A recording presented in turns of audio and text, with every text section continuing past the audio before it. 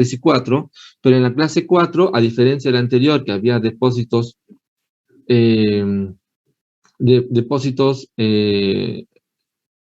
endoteliales, pues estos depósitos van a ser ya expresados de forma difusa, ¿no? Con o sin alteración del mensaje también, ¿no? Y hay una clasificación, digamos, un poco más específica de acuerdo a los hallazgos de los depósitos, ¿no? O a la ubicación de los depósitos y a la afectación del mismo.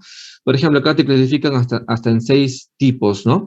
La S, que es la segmentaria, la G de global, la A de activo y la C de crónica, que en realidad justamente esto es lo que ha cambiado, ¿no? Es un poco engorroso, referir a los nefropatólogos, pues estar describiendo ello. Entonces, en la posterior diapositiva voy a explicar cuáles son estos cambios, ¿no? De la clase 4, que es bastante típico, las asas de alambre, lo que les decía.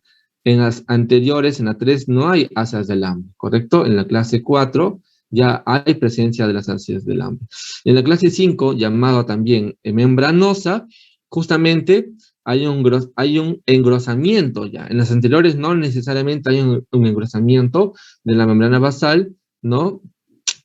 Hay presencia de depósitos inmunes, ya sea de forma global y segmentaria, pero hay una característica, hay una vertiente subepitelial, o los llamados spikes, o los llamados espículas, ¿no? Ahora, este clase 5 podría, o sea, no solamente podría haber exclusivamente la clase 5, podría también asociarse a una combinación de otras clases, podría existir, por ejemplo, clase 3 más 5, podría existir una clase 4 más 5, ¿no? O empezar ya a tener cierto grado de esclerosis, no tan avanzada como la 6, pero podría empezar a tener, ¿no? Y en la clase 6, pues ya hablamos ya de nefritis lúpica esclerosada, con más del 90% de glomérulos con esclerosis o con afectación esclerótica, ¿correcto? Y con estos hallazgos, pues ya el paciente queda, digamos, con relación a una enfermedad renal crónica con estadios bastante avanzados, ¿no? Ahora, no quiere decir que si tengo un paciente que tiene una clase 4, exactamente va a quedar con clase 4, ¿correcto? Si recibe un tratamiento oportuno y adecuado, pues esta clase 4 podría regresar al 3. O si está en la clase 3, podría regresar a 1 o 2, ¿no? ¿Cómo lo podríamos saber? Otra vez con la biopsia, ¿de acuerdo? Bien. Y pues acá tenemos algunas imágenes histológicas de las diferentes clases de nefritis lúpica. En la clase 1, básicamente, hay una proliferación mesangial muy mínima, ¿no? En la clase 2 ya hay netamente una proliferación mesangial, donde los complejos inmunes se depositan en el mesangio con un incremento leve o no de su matriz. Y obviamente hay una celularidad mesangial, ¿no? Histológicamente se definen más de 3 a 4 células que están aumentadas en cuanto a la celularidad, ¿de acuerdo? Bien, en la clase 3, donde hay una afectación, donde hay una afectación, bueno, se divide como focal y segmentaria, focal menos 50% de compromiso del glomérulo, esta puede tener un compromiso activo o crónico, ¿de acuerdo? En la clase 5, o llamada también membranosa, hay engrosamiento, principalmente ya hay engrosamiento de las paredes capilares, donde hay unos depósitos inmunocomplejos endoteliales. Y finalmente en la clase 6, que ya le he mencionado que hay una esclerosis más del 90% de la afectación, ¿no? Y esto es lo que yo les decía. Esto es lo que yo les decía. Lo anterior, pues lo menciono de forma bastante resumida porque es lo que está en todos los libros antiguos, inclusive actuales, pero justamente en el año 2018, ¿no? La misma academia, ¿no? La Sociedad Internacional de Nefropatólogos, de la Sociedad Renal y Nefropatólogos, pues decidieron pues cambiar ciertas definiciones. ¿Ok? Una de las definiciones, por ejemplo, que mencionaban aquí es la definición en la clase 2, refiere, hacen la siguiente recomendación o pauta, ¿de acuerdo? Definición, por ejemplo, de hipercelularidad mesangial. Anteriormente se mencionaba más de 2, más de 3, pero actualmente en el 2018 refieren que en la clase 2, que hablamos de una proliferación mesangial, ya empiezan las células a proliferar. ¿Cuántas de estas células pues se consideran, digamos, con hipercelularidad? ¿Más de 2, más de 3? No. Dice que debería ser más de 4, 4 o más células con proliferación, ¿de acuerdo? O sea, si tenemos una biopsia en la cual hay más de 4 células mesangiales, ¿correcto? Ya se habla de una proliferación mesangial, ¿correcto? Y así hay otros términos, por ejemplo, menciona que en lugar de referirse a proliferación endocapilar, se hable de anteriormente se hablaba de hipercelularidad endocapilar, ¿de acuerdo? Hipercelularidad endocapilar. Este término debería ser reemplazado por proliferación endocapilar, ¿correcto? Por proliferación endocapilar. Cuando hablamos, por ejemplo, de las crescénticas, ¿correcto? Consiste en hipercelularidad, pero ¿de qué tipo? Extracapilar, ¿de acuerdo? Esa vendría a ser la definición, en la cual podría estar compuesta por tanto células, por un componente fibrótico o por ambos componentes, ¿correcto? Se refiere que si hay un compromiso del componente, o sea, vamos a ver cuál de estos dos componentes es el predominio, ¿correcto? Por ejemplo, si hay un componente del más del 75% de células, o sea, un componente mayormente celular, ¿no? De fibrina y de celular en un más del 75% se habla de una variante celular y solamente el 25% tiene una fibrosis en la matriz, ¿de acuerdo? Pero si es al revés, si hay un más del 75% de la matriz fibrosa, ¿correcto? Se habla de una variante crescéntica. Crescéntica fibrosa, ¿de acuerdo?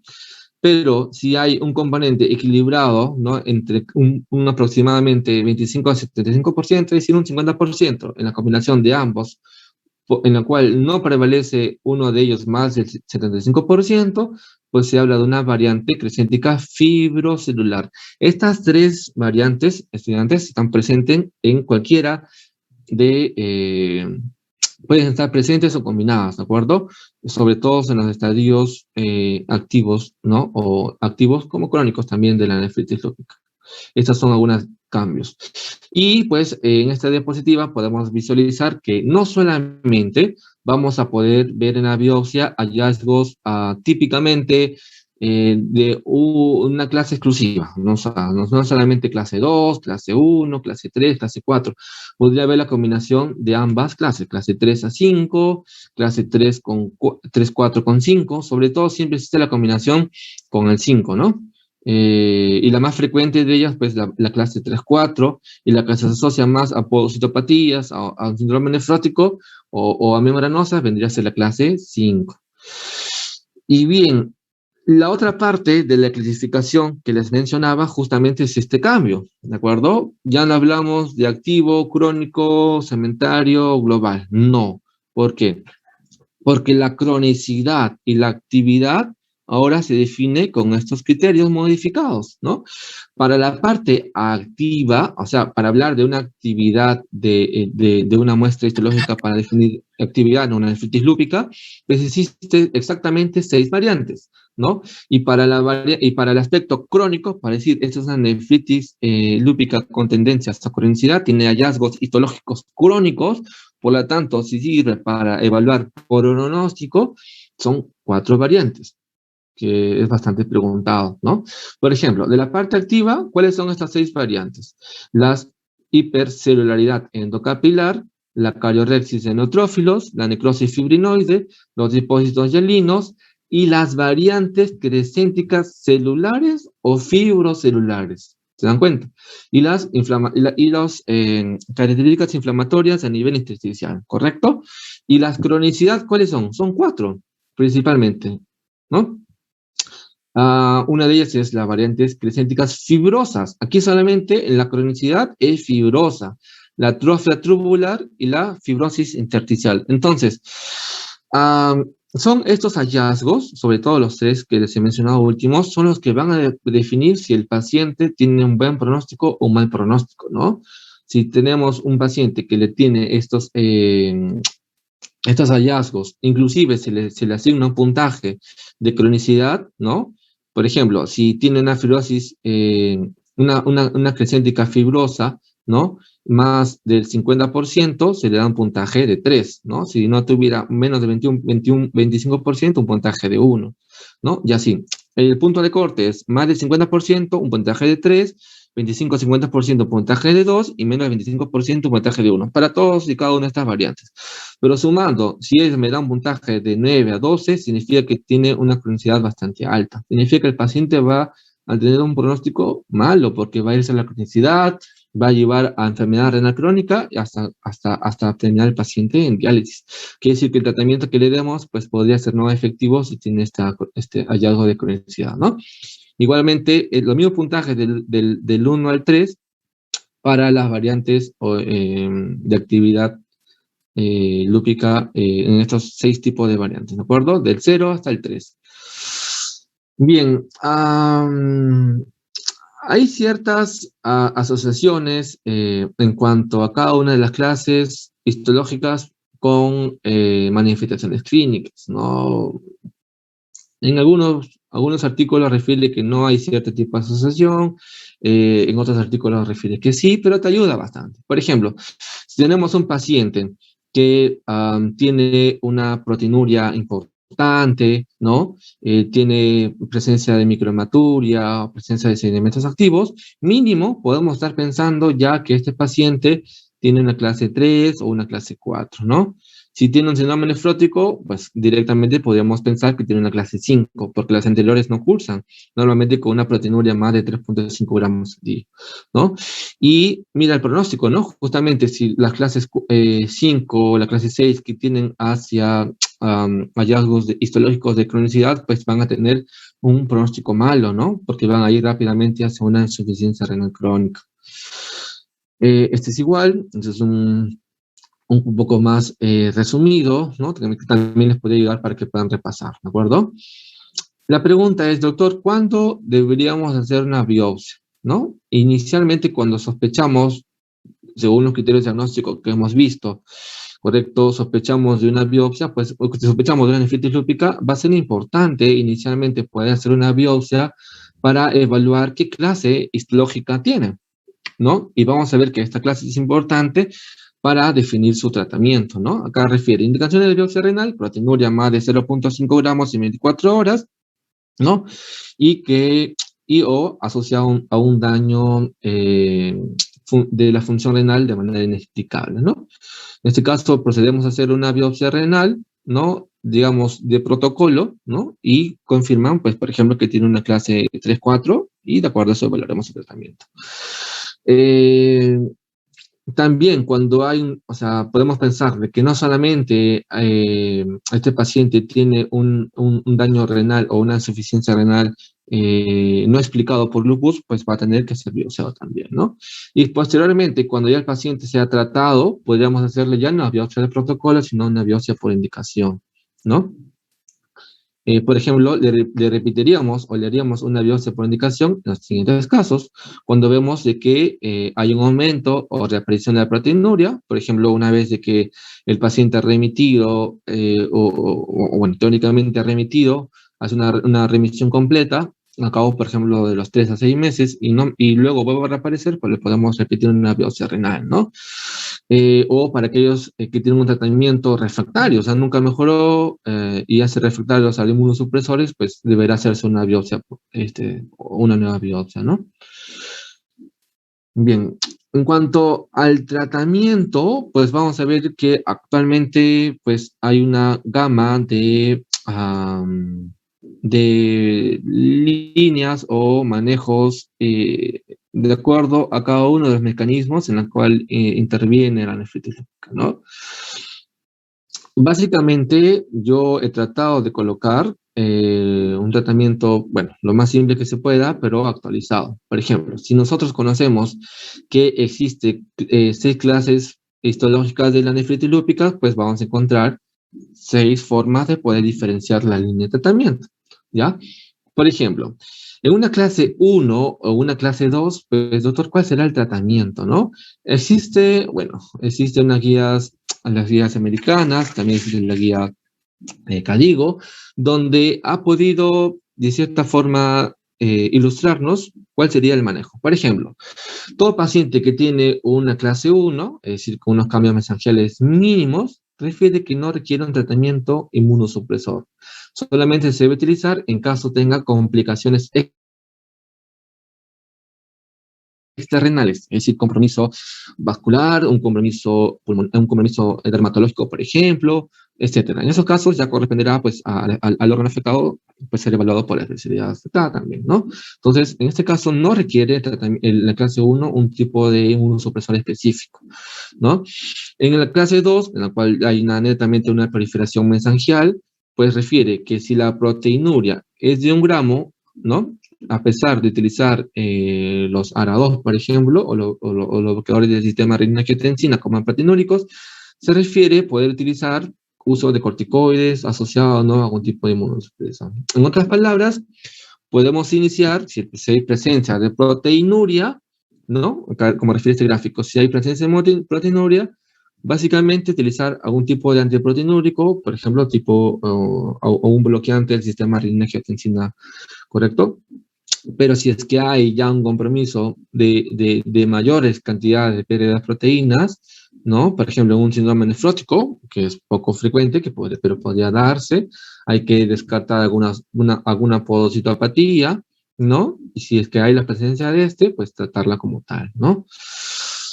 En resumen, pues básicamente a nivel de clase 1 y 2, pues no requiere inmunosupresores específicos, pues si hay presencia de proteinuria, puede utilizarse algún bloqueador del sistema renina-angiotensina, o es decir, un antiproteinúrico.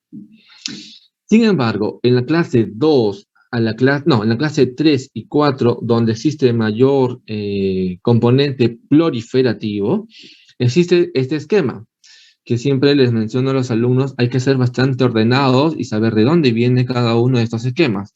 Básicamente les menciono que se resumen en 2. Hay una etapa de inducción y hay una etapa de mantenimiento.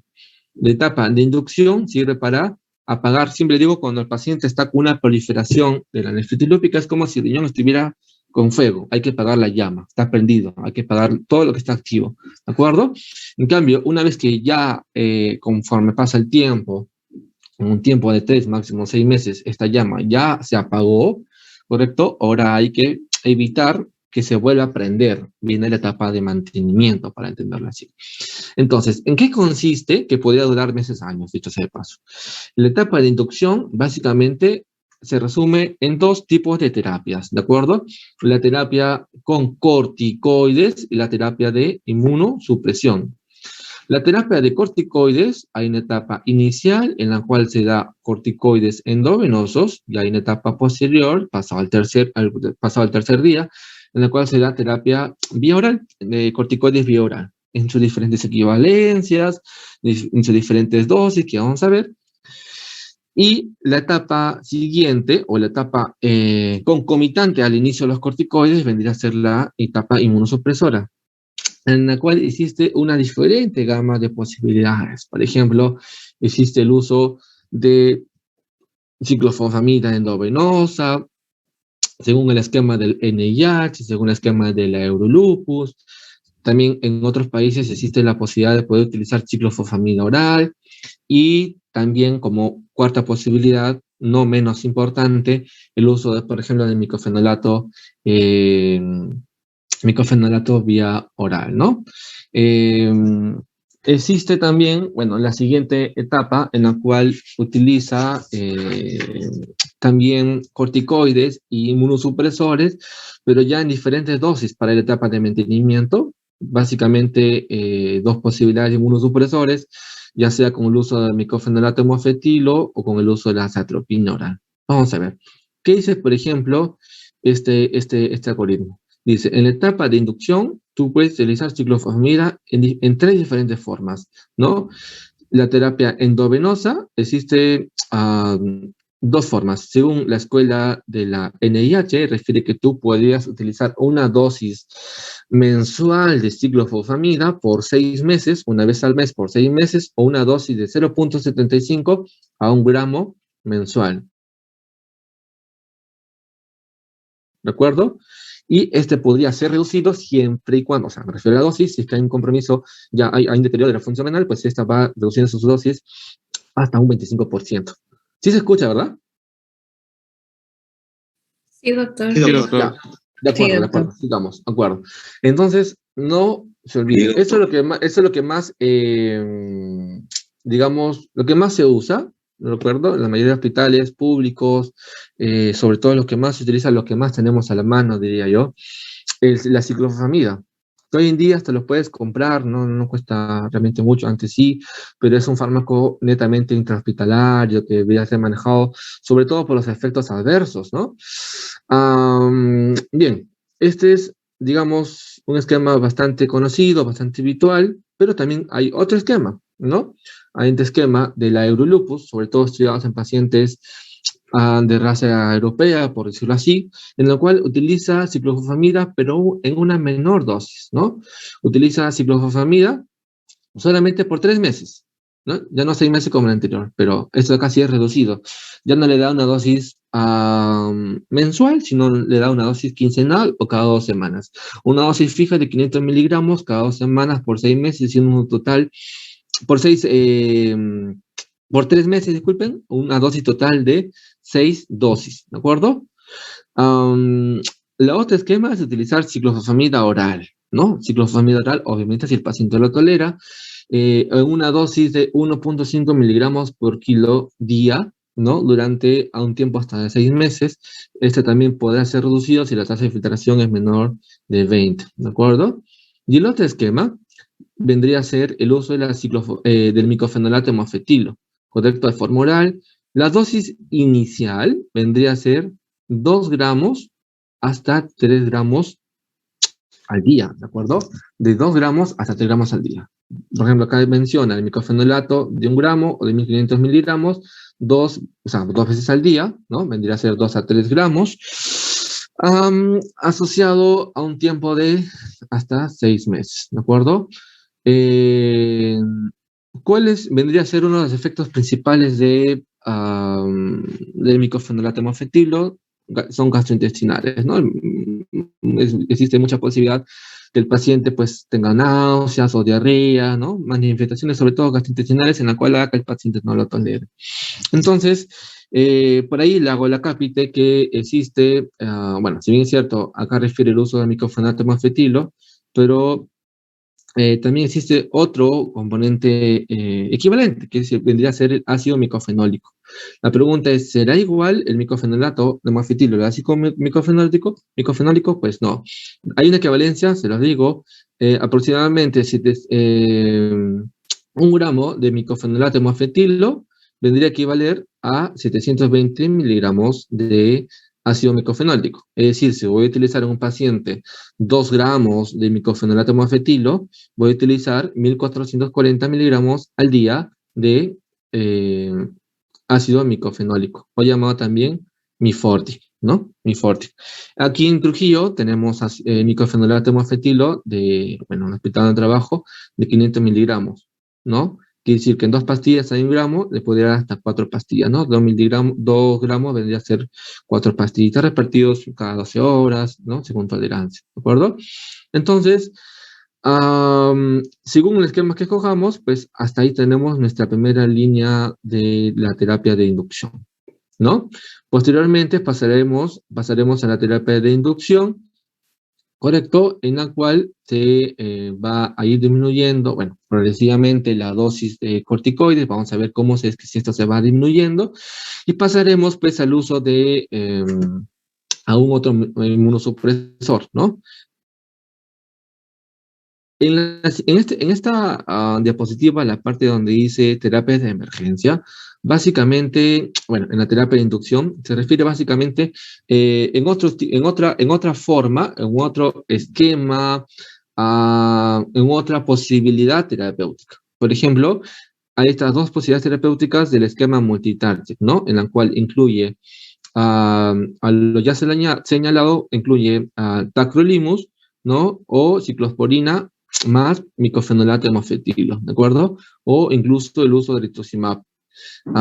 Por ejemplo, el uso de 1 gramo al día de rituximab, ¿no? En el día 1 y en el día 14 por 2 meses, etcétera. Pero lo clásico es lo que les he mencionado anteriormente. Hay ciertos reparos en cuándo utilizar rituximab, ¿no? Y en cuándo utilizar la terapia multitarget, ¿no? Hoy en día está bastante en boga utilizar como terapia de inducción la terapia multitarget, ¿no? Lo que se tiende actualidad es usar la menor cantidad de corticoides y inmunosupresores en dosis la más baja que se pueda, ¿no?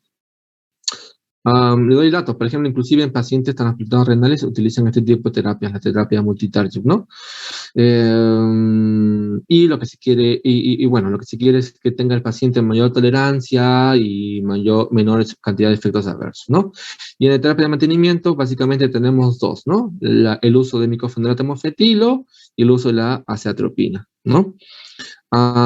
Pasaremos a mencionar específicamente en la clase 2, en la clase 3 que les he mencionado, la terapia de inducción 6 meses, uso de corticoides, específicamente la 6-metilprednisolona endovenoso a dosis alta, que inclusive actualmente hay estudios que señalan que se podría utilizar en ciertas clasificaciones clínicas el uso de corticoides en menores dosis, ¿no? O pulsos de corticoides a menores dosis. Vamos a ver cuándo, por ejemplo. Aquí en este esquema de 6 meses utilizas metilprednisolona en una dosis de hasta 500 miligramos al día o 250 a 500 miligramos al día.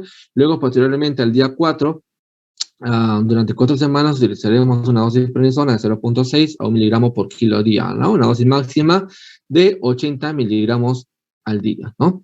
Teniendo en cuenta siempre monitorizando los efectos adversos o efectos secundarios del uso de corticoides. En cuanto al uso de inmunosupresores en la terapia de inducción, ¿no? Tenemos al micofenolato, que en su mayoría, como dice este cuadro, es un fármaco de elección por su eficacia, tiene un perfil de seguridad bastante bueno, ¿no? Sobre todo este parámetro que yo utilizo siempre, ¿no? Como todos los nefrólogos utilizamos este parámetro. Especialmente está indicado cuando se prefiere o se quiere preservar la fertilidad, ¿no? En los pacientes jóvenes, sobre todo, ¿no? En las mujeres, en los varones, que quieren preservar la fertilidad, que todavía no tienen hijos, pues optamos por una de estas posibilidades, ¿no? También se utilizaba en pacientes de raza o de origen sudamericano o de raza negra, ¿no? En este caso nosotros que somos de origen sudamericano, pues podríamos utilizar pues el micofenolato. En cambio, vamos a ver que la ciclofosfamida, que inclusive vamos a ver que hay el esquema del Eurolupus, que hemos mencionado antes, son para pacientes mayormente de raza europea, ¿no? Correcto. La dosis de 2 a 3 miligramos al día, que ya lo hemos mencionado, correcto. Y este es el otro posibilidad, la ciclofosfamida, ¿no? En las 4 diferentes posibilidades de la NIH, por ejemplo, de la National Institute of Health, ¿no? La dosis ya mencionada, ¿no? El protocolo del lupus, ¿no? Utiliza o menores dosis de ciclofosfamida, 500 miligramos cada 2 semanas, que ya lo hemos mencionado, ¿no? Y justamente es aquí donde se trata de asociarlos cuando utilizan el esquema Eurolupus al uso de corticoides, pero a menores dosis, ¿no? O a micropulsos de metilprednisolona. Por ejemplo, hay estudios que refieren que que en este caso pacientes que vayan al esquema de Eurolupus tengan un esquema de metilprednisolona, por ejemplo, no de 500, sino de 125 o 250 miligramos al día de uso de corticoides, ¿no? Como verán aquí en esta diapositiva, pues es mayormente más eficaz en pacientes, o sea, este esquema me refiero, más eficaz en pacientes de raza europea, de raza blanca, que tienen una función renal conservada, ¿no? No significa con esto que no se puede utilizar en otro tipo de pacientes, ¿no? Pero todavía no está, se sigue investigando respecto en qué otro tipo de pacientes o escenarios se podría usar, ¿de acuerdo? Bien, este es un resumen de Cadigo 2020, donde te menciona lo que ya he podido mencionar, por ejemplo, el uso de la ciclofosfamida, según el esquema de NIH en esta dosis, según el esquema de relupus en esta dosis, y la vía oral en la siguiente dosis, ¿no? Pero hace un comentario, ¿no? Refiere, por ejemplo, el esquema del NIH, que es el que más utilizamos, refiere que podría ser utilizado en una gama o diferentes tipos de raza, ¿no? O etnias, ¿no? En cambio, el esquema de lupus es mayormente más eficaz en pacientes de raza caucásica, de raza europea, ¿no? También, o sea, en este estudio, pues incluyeron a menor pacientes o menor data de pacientes de raza, por ejemplo, de raza sudamericana, por ejemplo, nosotros, ¿no? Entonces, por ahí va una de las diferencias, ¿no? La ciclofosfamida oral puede utilizarse, se refiere en todos los tipos de raza o etnia, ¿no? Bien, la misma que digo hace este resumen, ¿correcto? Para un poco ubicarnos, siempre les menciono a los alumnos ya. Lo anterior fue teórico, lo aprendemos, la dosis, ok. Ahora nos ubicamos en el contexto clínico, en el contexto del paciente. Doctor, ¿sabes qué? La biopsia, se lee una clase 3-4 y ahora no sé qué hacer. Bueno, ¿cuál es el algoritmo a seguir? Y siempre les menciono a los alumnos seguir un algoritmo, ¿de acuerdo? Te menciona que si tienes un paciente con una biopsia, con una clase 3-4, ¿no? Confirmado para nefritis lúpica, tú lo que tienes que evaluar, vas a evaluar si es que tiene criterios de actividad, ¿no? O sea, en los hallazgos histológicos, tiene aspectos de actividad correcto de nefritis lúpica. Vamos al siguiente gráfico. ¿Qué le hacemos? O sea, si tiene unos criterios de actividad, más no de cronicidad, es netamente actividad en el verdecito que ven acá, que señalo, ¿qué se debe hacer? Pues lo que ya hemos mencionado, dar metilprednisolona de 0.25 a 0.5 gramos por 3 días, y luego la dosis de prednisona de 0.6 a 1 gramo. No 0.5, no 0.4, 0.6 a 1 gramo máximo de 80 miligramos al día. ¿No? Si el paciente pesa 100 kilos, máximo le podemos dar 80 miligramos al día, ¿de acuerdo? Y plus, o sea, le añadimos uno de los inmunosupresores, ciclofosfamida oral, ciclofosfamida endovenoso, quincenal, mensual, ¿no? U otro tipo de terapia. Por ejemplo, en este tipo de terapia última, en la terapia multitarget, ¿correcto? Como una quinta posibilidad inclusive, ¿no? Yo creo que de acá en unos años lo más probable es que se va a tender a utilizar, pues bueno, según las investigaciones continúen, va a haber una mayor evidencia para el uso de esta terapia, ¿no? Igualmente, la Sociedad Americana de Nefrología hace también un algoritmo parecido, pero no tanto como que aquí le mencionaba, por ejemplo, si es activo o crónico, ¿no? Básicamente dice, oye, ¿este paciente está proliferando o no? Disculpen aquí, ¿tiene proliferación activa o no? ¿No? Cuando está activo está en mayor relación a proliferación y viceversa, ¿no? ¿No? ¿Está activa? ¿Está proliferando? ¿Sí o no? ¿De forma severa? ¿Sí o no? Dice sí, utilizamos todo el esquema que ya hemos visto. Su corticoide, su inmunosupresor, etcétera. ¿De acuerdo? Y este es el cuadro en el cual me parece bastante resumido, bastante didáctico.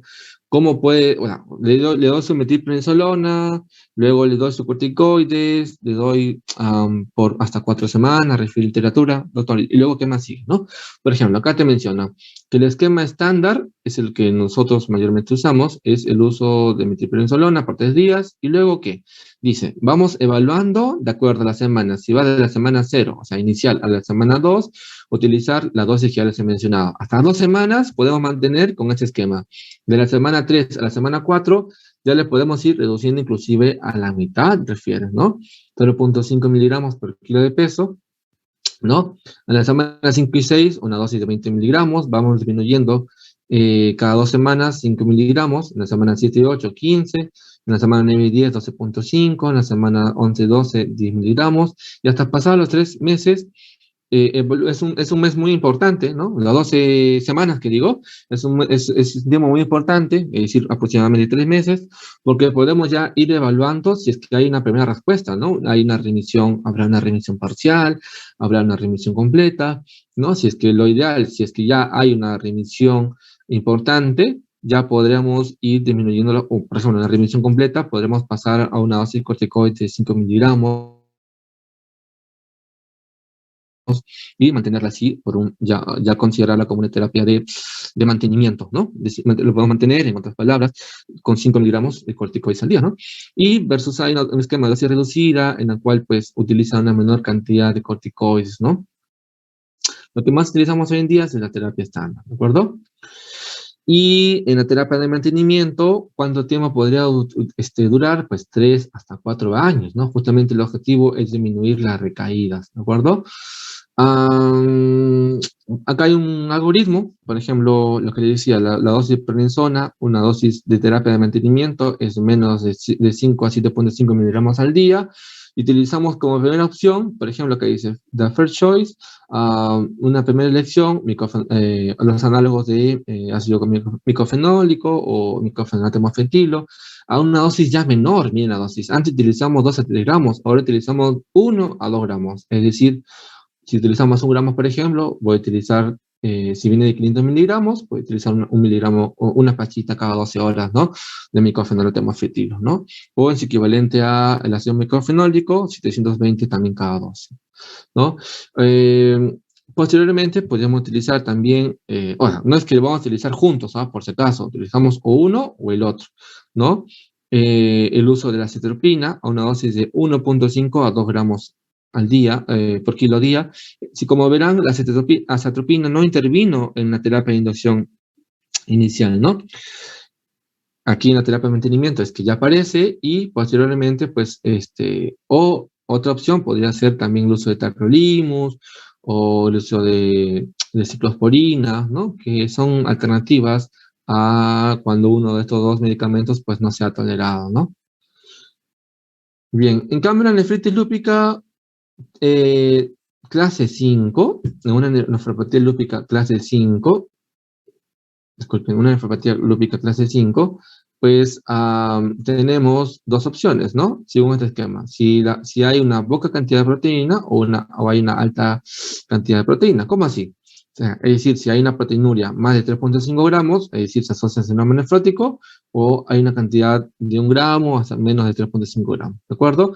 Por ejemplo, si hay una cantidad menos de 3.5 gramos, ¿cuál sería mi protocolo actuar?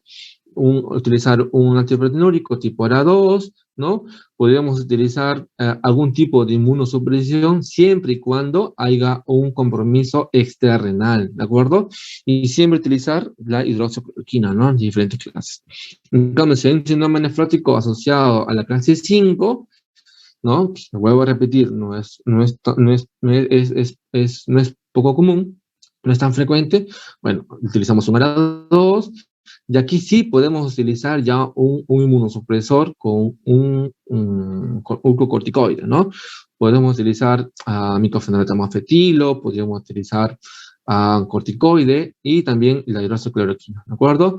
Y en la terapia, en la terapia de la clase 6, pues básicamente el paciente está asociado a un deterioro irreversible, avanzado de la enfermedad renal crónica, ¿no? Mayormente este tipo de pacientes pues reciben un tipo de terapia sustitutiva renal y en la cual el único manejo que podría recibir o la mejor opción sería un trasplante renal, ¿no?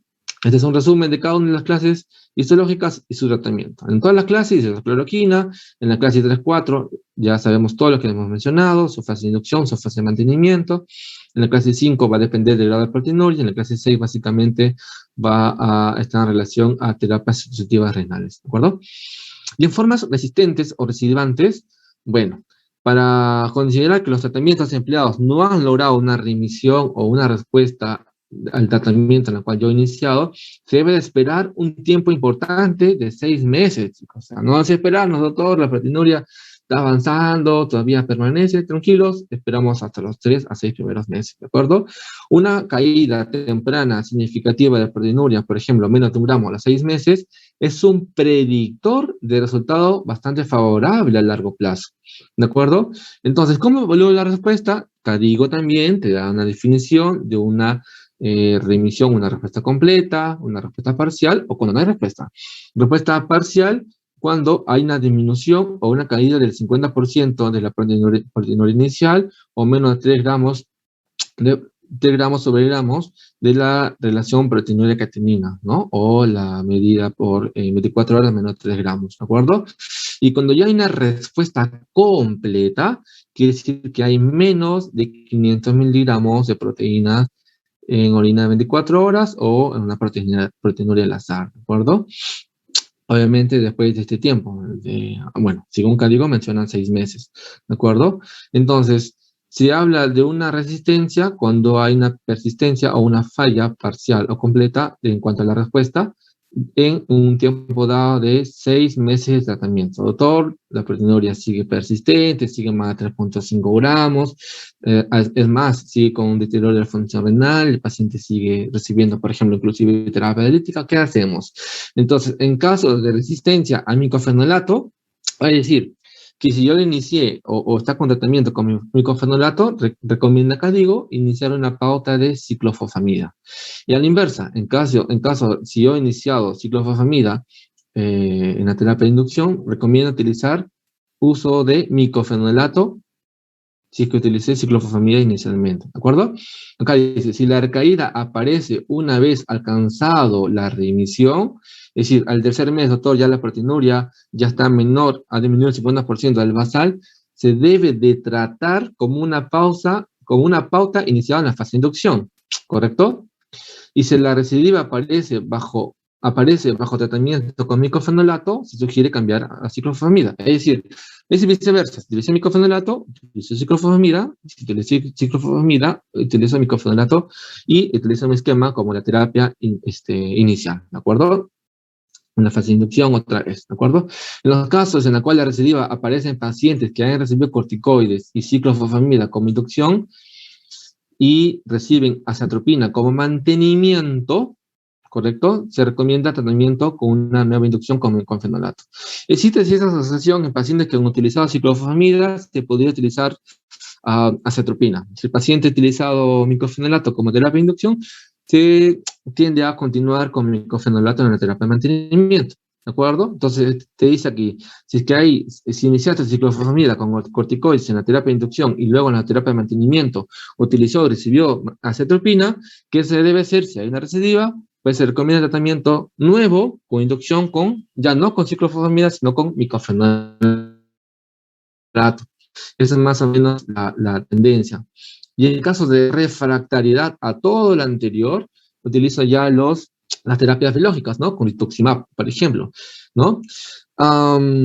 Se puede considerar, ¿no? Los niveles de cáncer de orina también como una alineación, la terapia de mantenimiento, por ejemplo, en las membranosas, en las podocitopatías o en caso de refractaridad. Esas son las 3 indicaciones en las cuales debo utilizar, por ejemplo, señólica sinolina.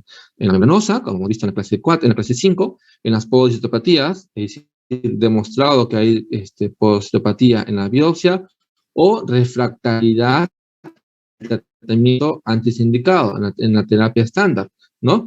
En esos 3 casos podría utilizar inhibidores de calcio en orina, ¿ya?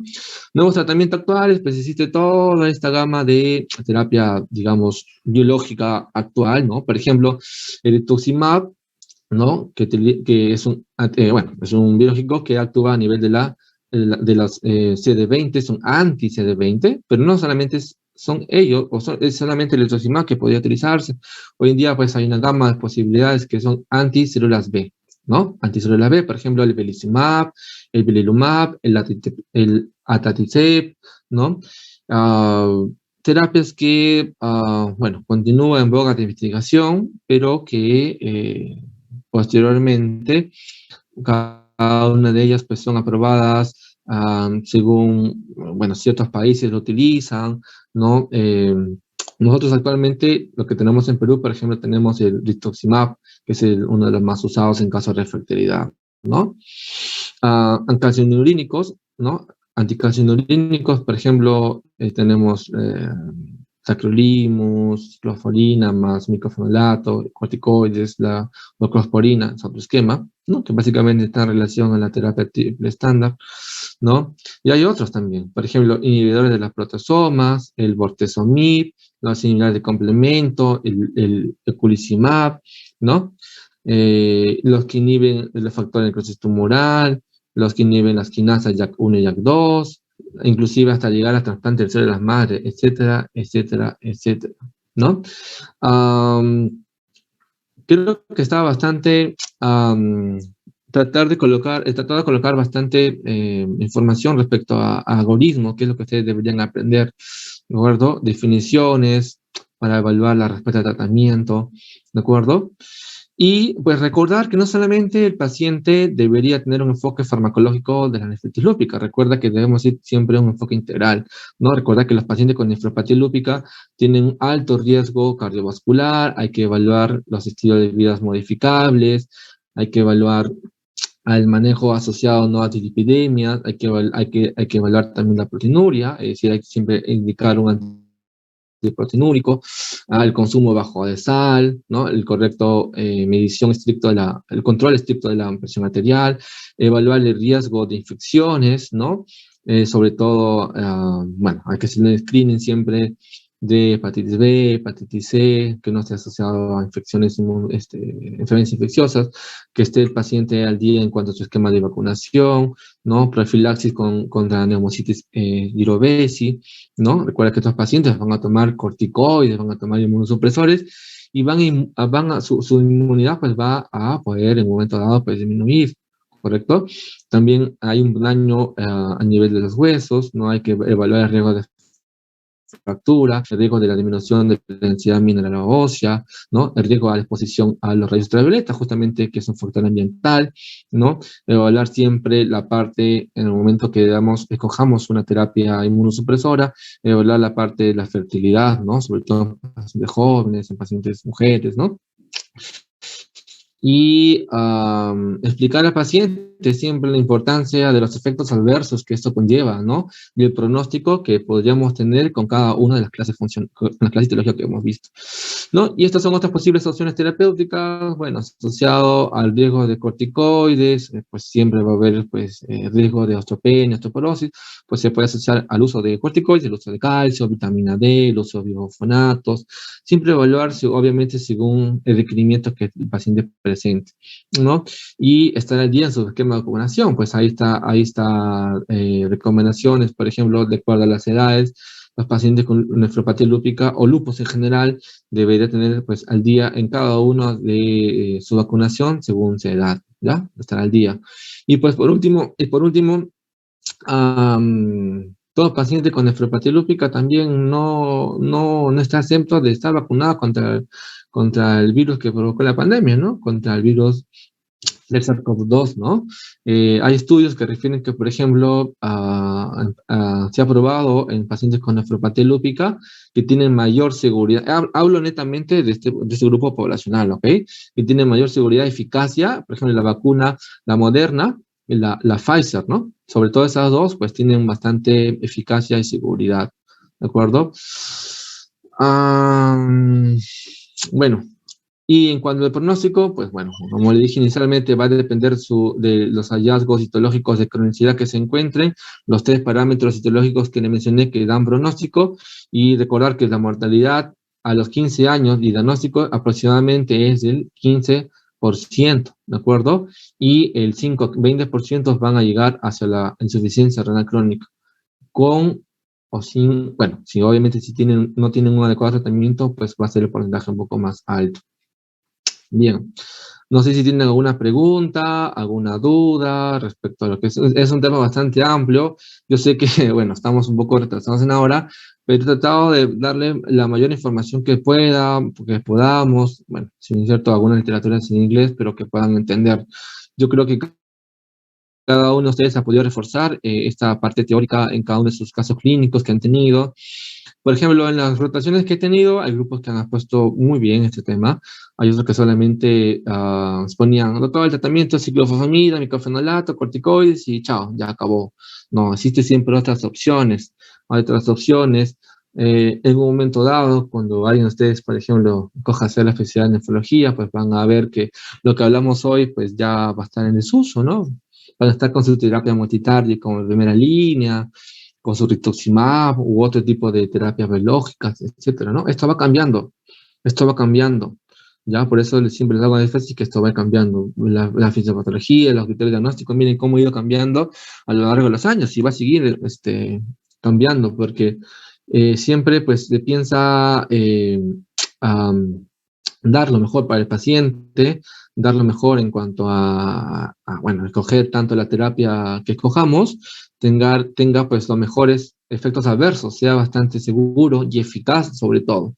Entonces, por eso van a seguir las investigaciones. Alguno de ustedes descubrirá más adelante algún nuevo fármaco y bien, nos llenaremos bastante orgullo, sobre todo si son nuestros alumnos, ¿no?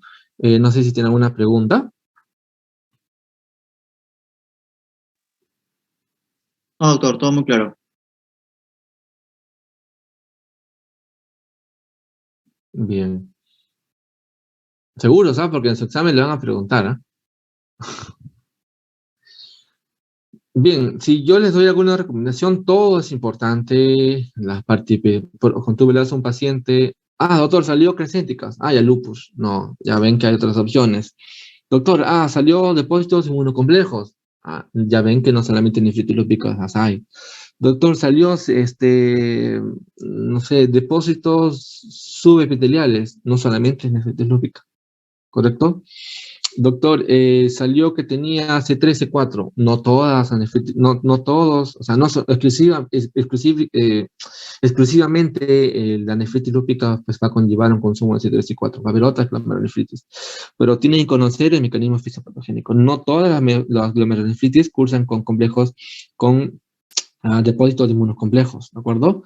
Básicamente hay 5 o 6 enfermedades que ahí está, bueno, los grupos en los cuales he podido rotar siempre les he mencionado, y empezar a hacer algoritmos. La mejor forma de llegar a un diagnóstico en nefrología es a través de algoritmos y conocer las definiciones operacionales. Nefritis lúpica, la clasificación que hace el EULAR también en cuanto a los criterios diagnósticos, pues también te da la definición operacional. Por ejemplo, ya hemos visto la definición de proliferación mesangial,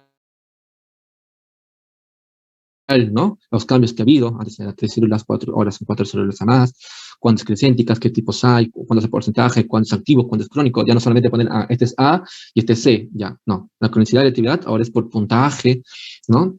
Y hay criterios para dar esos puntajes, y para ese puntaje también hay parámetros, ¿no? Cada uno de los 6 parámetros que hemos visto para la actividad y los 4 para la cronicidad, los factores pronósticos, estudiar los efectos adversos, ¿no?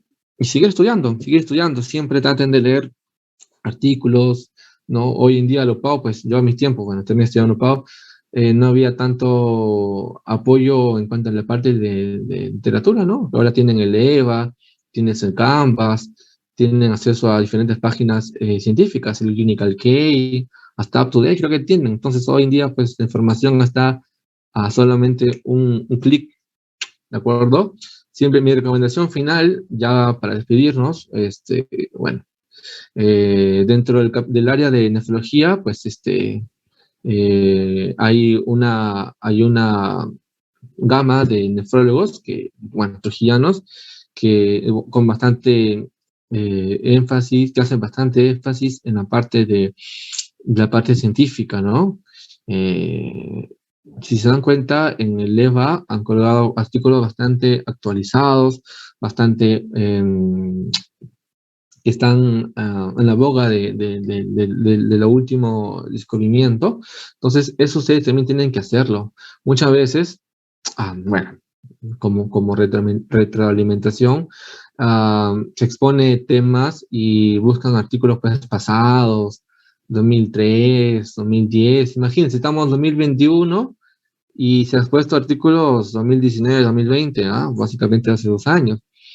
Faría uno que otro que serán hace 3 años, pero ustedes tienen que hacer eso. Yo como médico les podría brindar esa recomendación, ¿no? Y libros también actuales, estos libros se van actualizando, traten de evaluar siempre eso, ¿ya? Hoy hasta para el Twitter, el Facebook, el Instagram, el Telegram, todos tienen información científica. Claro, si vas a ver solamente fotos, quizás no podrías nutrirte. O sea, hoy las redes sociales están también en relación a la parte educativa médica.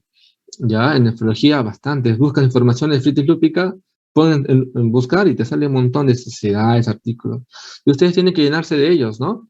Usted tiene que llenarse de ellos. Como alumno de medicina de pregrado, pues tiene que diferenciarse bastante bien de otras universidades, porque justamente estos son los ciclos en los cuales pues pueden aprender un poco más. Claro, si el docente y ustedes como alumnos, pues están aptos a poder querer aprender, ¿no? Si solamente se limitan a los que están en el EVA, pues, bueno, aprenderán, pero si empiezan a buscar un poco de mayor información, pues empiezan a diferenciarse.